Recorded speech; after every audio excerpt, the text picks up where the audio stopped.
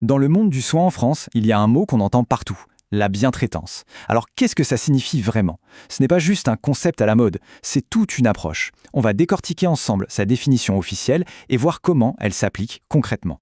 Voici la définition de référence. Et le mot le plus important, c'est vraiment culture. On ne parle pas d'une simple liste de règles à cocher, non. On parle d'une manière de penser et d'agir qui doit infuser partout. L'objectif, c'est de chercher activement le bien-être, pas juste de se contenter d'éviter le mal. Pour bien saisir ce que cette culture implique, il faut d'abord voir à quel point elle est différente de la simple non-maltraitance. C'est un vrai changement de paradigme. Regardons ça de plus près. D'un côté, l'absence de maltraitance, c'est la base, le minimum syndical. On réagit quand un problème survient. De l'autre côté, la bientraitance, elle, est proactive. Elle anticipe. Elle ne se contente pas de maintenir une situation stable, elle cherche sans cesse à faire mieux. C'est un mouvement perpétuel qui vise le bien-être, pas juste l'absence de mal-être. La nuance est énorme. Ce qui est fascinant ici, c'est cette idée qu'elle est sans fin. Ce n'est pas un objectif qu'on atteint un jour pour ne plus y toucher. Non, c'est un engagement de tous les instants. Un engagement à s'adapter en permanence, à respecter chaque personne pour ce qu'elle est, dans toute sa singularité. Bon, à cette théorie, comment est-ce que cette culture prend vie? Le premier des 4 grands repères nous donne la clé. Il s'agit de renverser la table, de transformer la dynamique du soin. L'usager n'est plus un simple bénéficiaire, il devient un partenaire, un co-auteur de son propre parcours.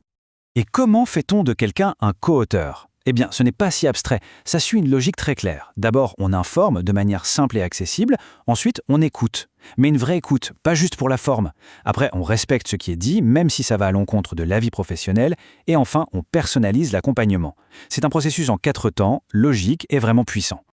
Et dans la vie de tous les jours, ça ressemble à quoi? Eh bien, ça veut dire respecter le choix du lieu de vie, c'est aussi trouver cet équilibre délicat entre la sécurité et la liberté de prendre des risques, c'est s'adapter au rythme de la personne et non l'inverse, et c'est surtout un travail sur l'estime de soi, parce que c'est le moteur de l'autonomie.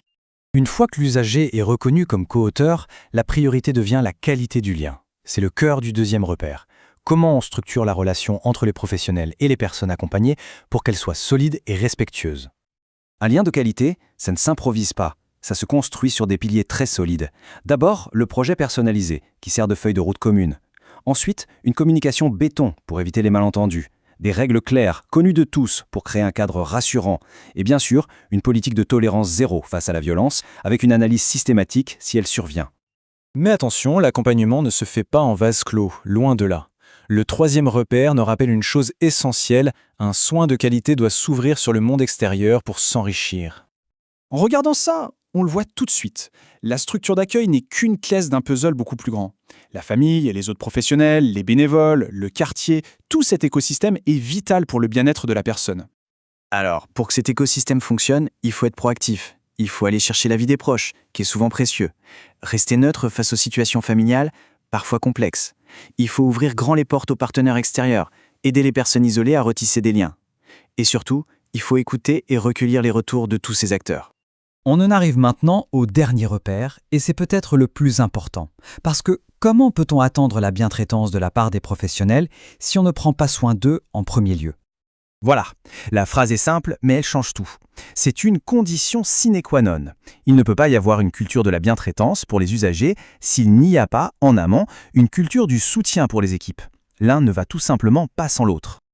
Et de quoi ont-ils besoin, ces professionnels? Le graphique est très parlant. En tête de liste, les temps d'échange en équipe. C'est vital. Pour parler, décharger, ajuster les pratiques. Juste après, la formation continue. Ce sont vraiment les 2 piliers sur lesquels tout repose. Au final, le but de tout ce soutien, c'est de permettre à chaque professionnel de se reconnecter au sens profond de sa mission, même dans les journées les plus difficiles. C'est ce sens qui nourrit et qui fait vivre la culture de bientraitance. Donc, si on fait le bilan, on a ces 4 repères. L'usager co-auteur, la qualité du lien, l'ouverture et le soutien des équipes. Mais en réalité, ils ne sont pas séparés. Ils convergent tous vers une seule et même idée, créer une culture unifiée de bien-être pour tout le monde. S'il y a une chose à retenir, c'est que la bientraitance n'est pas une destination. Ce n'est pas un label qu'on obtient une bonne fois pour toutes.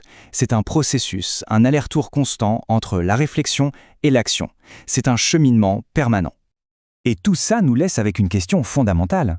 Puisque ce n'est jamais un état définitif, la vraie question n'est pas « sommes-nous bien traitants ?», mais plutôt « quelle est la toute prochaine petite étape que l'on peut faire, là, maintenant, pour renforcer encore un peu plus cette culture ?»